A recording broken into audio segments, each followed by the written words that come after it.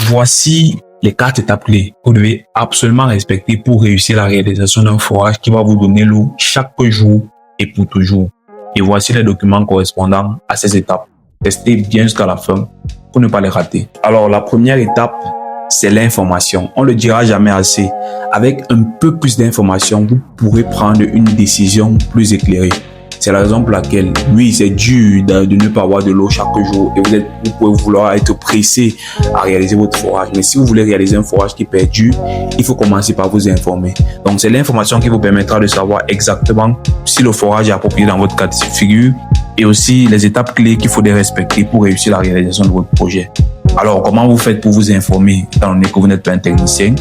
Le guide ultime de Skillz. Donc, Skillz met à votre disposition ce qu'il vous faut pour cette première étape grâce à son guide ultime pour l'autonomie définitive en eau. Donc, dans ce document, on a précisé non seulement toutes les informations clés qu'il faudrait avoir avant de réaliser un forage, mais aussi les erreurs qu'on a vu commettre ceux qui ont perdu des millions en essayant de réaliser un forage. Donc, première étape, l'information. Ce qu'il vous faut, c'est le guide ultime. Pour l'obtenir, vous marquez guide en commentaire, pour le télécharger gratuitement. Donc, une fois que vous êtes informé, il faut passer à la phase d'études préliminaires. C'est donc la deuxième étape, études préliminaires. Donc, l'étude, c'est la partie qui va consister à venir sur votre site et à déterminer l'emplacement idéal où le forage sera réalisé.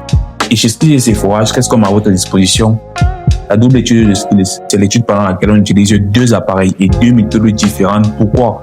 Pour donner toutes les chances de réussite au projet et maximiser les chances d'avoir beaucoup d'eau, tout simplement. C'est donc la deuxième étape pour réussir votre projet, l'étude préliminaire. Et ce qu'on a à votre disposition, c'est la double étude de Skillz. La troisième étape, c'est la phase de réalisation.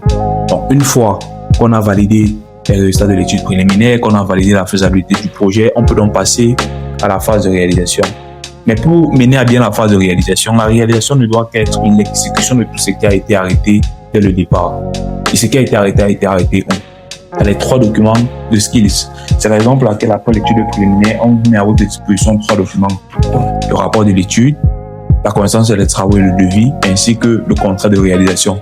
Donc, ces 3 documents sont donc ceux qui viennent documenter non seulement les résultats de l'étude qu'on a obtenus, mais aussi les travaux qu'on suggère pour réussir la réalisation de votre projet. Et le contrat vient quadriller le cadre de l'accord. Il présente l'ensemble des clauses de garantie et bien d'autres. Donc, c'est la 3e étape que vous devez absolument respecter pour réussir la réalisation de votre projet.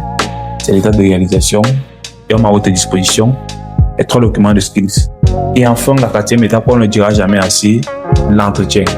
Le forage, c'est comme votre véhicule. Aussi bien que l'entretien de votre véhicule, vous devez absolument entretenir votre forage pour qu'il puisse perdurer. Donc, l'entretien, c'est ce qui va permettre de faire en sorte que l'eau qu'on a obtenue pendant la réalisation dure pendant plusieurs décennies. Et qu'est-ce qu'on a à votre disposition dans le cadre de l'entretien? Bien évidemment, le guide de l'entretien de Skillz. Dans le guide de l'entretien, c'est dans le document qui va venir préciser l'ensemble des bonnes pratiques quotidiennes et périodiques qui vous permettront d'utiliser convenablement l'ouvrage. Parce que le premier entretien, c'est l'utilisation. Donc, l'utilisation va vous permettre de faire en sorte que l'ouvrage soit convenablement manié au quotidien et qu'il puisse perdurer sur son cycle de vie.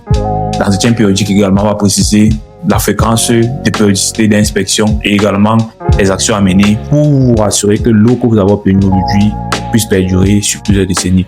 Voilà donc le process qu'on suggère et qui nous permet de réaliser des forages et de satisfaire totalement nos clients.